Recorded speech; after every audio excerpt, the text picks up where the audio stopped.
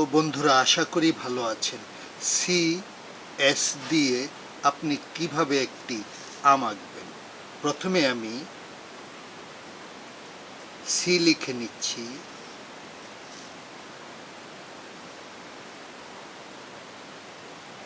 এই আমি একটি সি লিখে নিলাম। এরপর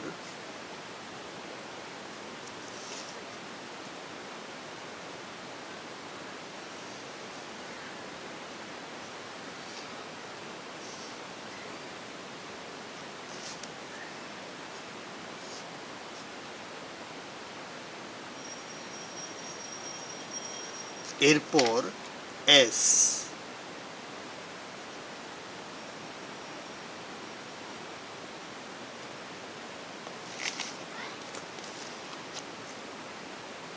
পাতার ভেতরের দাগ,